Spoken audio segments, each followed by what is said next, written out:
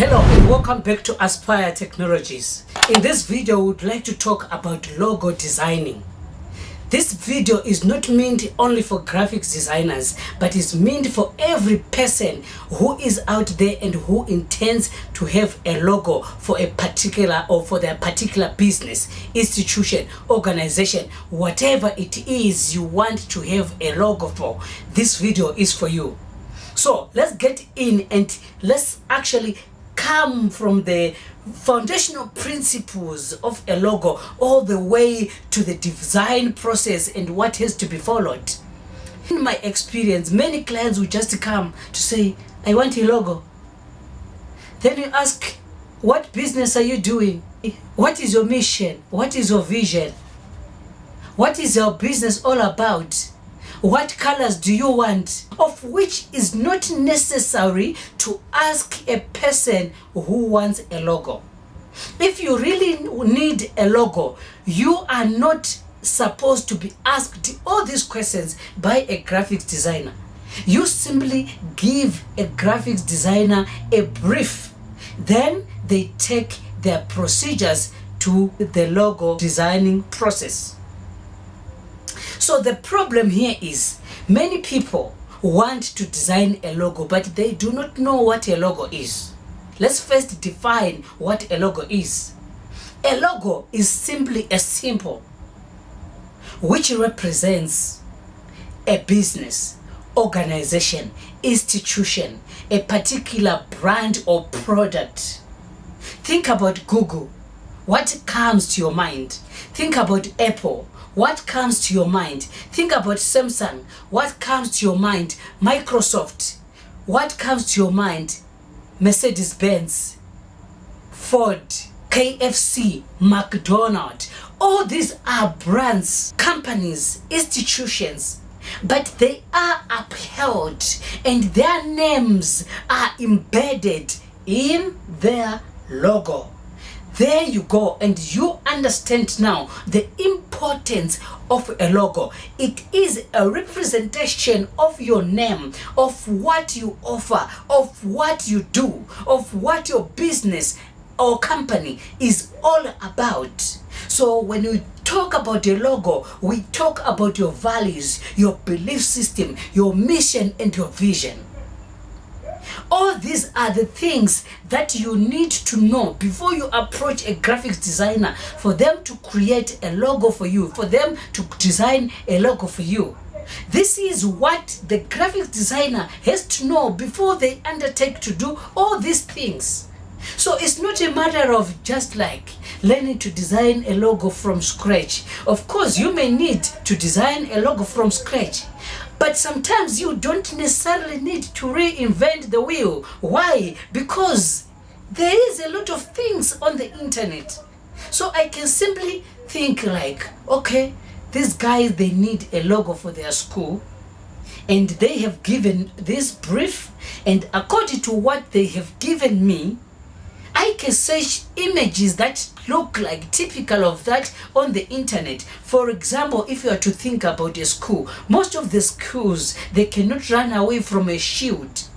So I can just go on the internet, I look for a fancy shield, I take that one, and I look for other things, maybe a pen or maybe a book. Then I do logo stressing out of that from CorelDRAW. Then I can join or combine different logos for different schools or for different things, the different icons that I find. Let me say different icons that I may find over the internet to produce a logo. And through that I have done it. Can I say not from scratch? I have done from scratch because I have been idealizing what to put where. Okay, so think about the business first that you want to do or to design a logo for. What is it all about? Is it a transport company? So what should I embed in the logo to show movement? And what is their motto? Sometimes you can find even what to design from the motto itself. All right? And for some instances, you can also find what to design from their mission and their vision and their belief. And after that, when you are designing a logo, the process that you follow, you should understand that you should hear much of the information from the business owner or from the person who needs a logo. But it's most unfortunate that from the under the tree businesses or the local businesses, you will find out that sometimes they don't even know what they need. Yes, I can say that for sure. They don't understand what exactly they need. They can just come to you, it's an owner of the school, they will simply tell you, our school name is this and we need a logo. And another company can come, we are a construction company, we need a logo, our name is this, okay? And another one, maybe it's a restaurant, they can come to you, we need a logo, we are a restaurant and our name is this. Okay, you should also come to this stage right now. For you to come out with this logo, do you necessarily need symbols? Or you may also need just their name. You write their name in particular typography, be it sans serif, be it Ash, be it impact font, whatever kind of font that you use. Then, as a graphics designer now, you want it to stand out. You go to softwares like Adobe Illustrator, you go to softwares like CorelDRAW, but in this sense, when it comes to the decision on whether you have to use icons or you have to use letter manipulation, the software that you are going to use, it's you who is going to decide which software is best for you, or which software do you know best when it comes to manipulation of what? Manipulation of icon. Which icons or symbols, which software are you good at using? Then when it comes to manipulation of fonts, which software are you good at? For example, myself, I'm very much comfortable to manipulate fonts in Adobe Illustrator, and I am very much comfortable in manipulating icon in both of the two, either CorelDRAW or Adobe Illustrator. But for some, they also have other softwares. For example, we have got Affinity Design and other softwares out there. Once you determine the kind of logo that you want to take the design approach, you then decide which software to use. We can go a long way and we can give different or endless tutorials on how to design a logo based on the criteria that you are going to use. For example, myself, when I was designing my logo Aspire this January, at first I tried to design it from what I was thinking in Adobe Illustrator, using like a heart. I wanted to make it a heart, like love and sharing. Then I embed the letters somewhere, but it didn't come as desired or as I wished. So I went back, I took a paper and a pen. Yes, you can go that way. And that is one of the most essential approaches to design.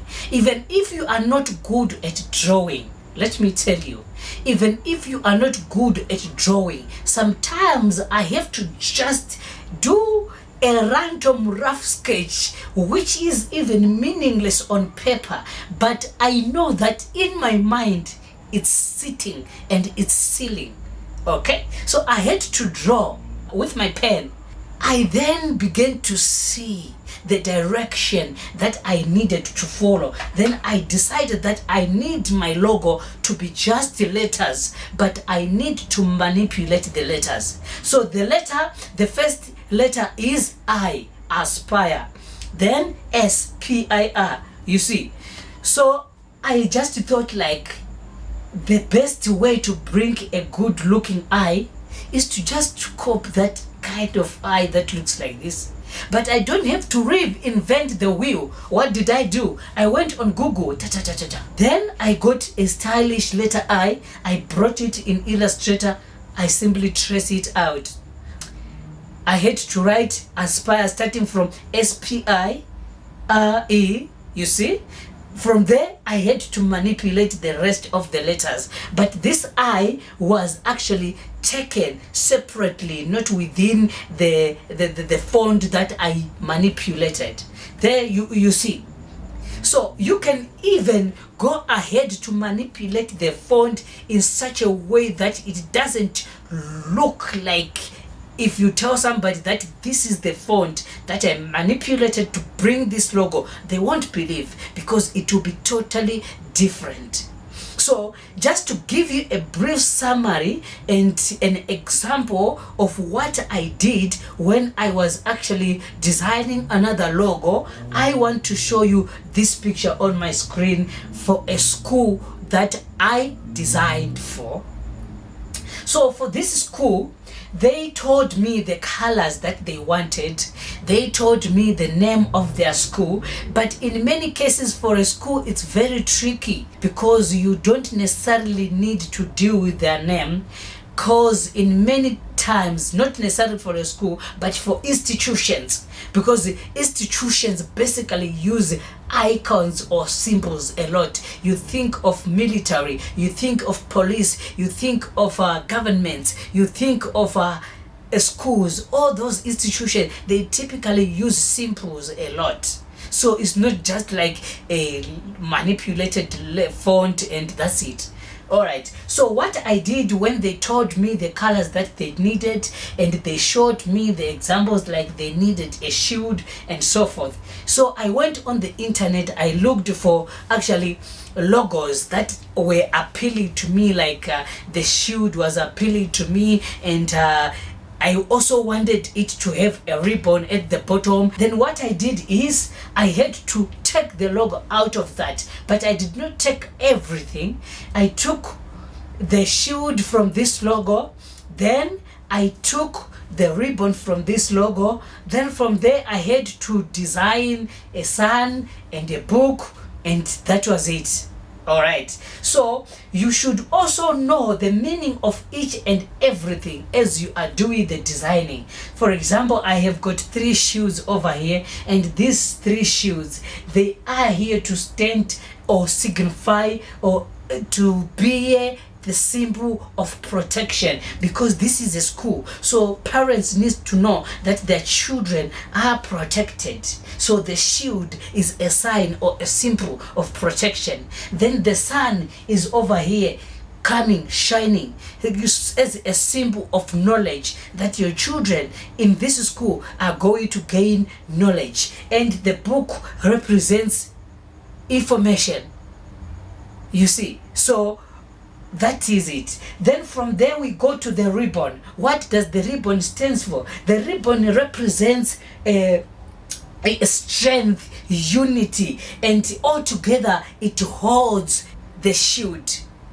It holds the book, which is knowledge, revelation, which is the sun. Everything is held together and put together by the ribbon. Symbolizes also achievement and awareness, that once your children come to this school, they attain this knowledge, they get to this level, and by the end of the day, this is what they are. So a logo is not necessarily something that has to be randomly designed. Then the colors that the client choose will ultimately bring down the vibrance, the attractiveness, the glamour of the institution, of the name, of the logo. Then you look and you say, this logo is beautiful. Why? Because the colors are also coming out. So it is also important for the client to tell you their colors. If necessary, they must provide what you call a color palette. Okay, and before you design, you should undertake to show them that these are the colors that I have decided, you show them the color palette. Then you also write down everything about the logo, as after designing the meaning of each and everything that you have put on the logo, and you ask them if you are at the same page. You finish up the logo. So this is basically the logo design process that I typically follow. So you should understand what comprises what, and in many cases you should also understand before we leave, different businesses have different what? Colors. So if it is to do with food, typically you find things like red colors, green colors, yellowish colors, or the likes. Typically other businesses, just like maybe technology, they typically refer to, maybe they can use icons, but instead of icons, others they play or manipulate letters, and they typically play with blue is kind of obvious, and purplish is purple colors are kind of obvious. Futuristic colors, especially these days, is on the trend that you should just search futuristic colors. If a business is all about technology, then you design along those lines. Then if it is food, you have to play around colors related to food. Then I can also help you by going to this website called Adobe. This website is very helpful for a designer if you really want to know how exactly you have to approach with colors. If you say Adobe Color, if you just say explore, you see different colors, okay? But if you come under trends, they are typically kind of categorized according to the nature of businesses. For example, here if you are to talk about graphics design, you see that illustrations, what you see all these kinds of styles. And here is illustration, all right, architecture, game development, wilderness, flavor, travel, all these things. So if you are to actually come down again over here and try to view more on graphics design, you can see that these are the kind of trends that are taking place right now. Over here, and the color here, this is where you can play with the color wheel. You select the exact color that you want. Okay, so you can do a lot of things here. You can even extract themes. You can upload your image over here, you extract themes, all right? And you can even extract even gradient. And here, accessible tools, you can take the color codes over here, you paste them either in Illustrator or in Photoshop. So that's how I typically go if I want the colors that are really vibrant, because sometimes you find that a client can give you a color, but from the look of things, after just designing a symbol, you put it in the phone, you see that this color is not heavy, that vibe that I am really aiming for. So what should you do? If you come to Adobe here, you can extract the colors that are real vibrant, and when you send them to them, they can not even doubt themselves, because the colors will be really, really vibrant and talking to them. So this is what I typically do when I am designing a logo. And if I'm to last show you in Illustrator the logo that I designed over here, at first you see I had actually on my blog, I had created my blog, and I had first typically come out with this one, but later on I decided I have to cut between the S and the P over here, so that it looks maybe the way I like. And ultimately, finally, I was able to come out with something like this. And to me, it was something that stands out the way I wanted, and I was satisfied with what I came out. Remember, it's not all about who says what. It is basically about, number one, readability. Is the logo readable and recognizable? Like when you look at it, are you able to easily read and see what that letter is or what those icons are? saying? Can somebody from somewhere try to deduce what is being conveyed over there? Number two. So readability is very important. Then from there, don't actually just leave the fonts to be just generic. Try to manipulate them to actually try to represent something, or to try to stand out so that nobody can easily actually take that font and just that is it. They should work to bring it out. Finally, this is it, and if you have any questions, let me know in the comment section below. And I hope this was very informative and you actually like it. If you like this video, just hit a like button and let's comment in the section below. Let me also know what next of the tutorials you want me to bring, and I think we are going to actually try out something in Adobe Illustrator to try to show how to manipulate the fonts, because the font logos are on the trend. Thank you very much for watching, and until next time.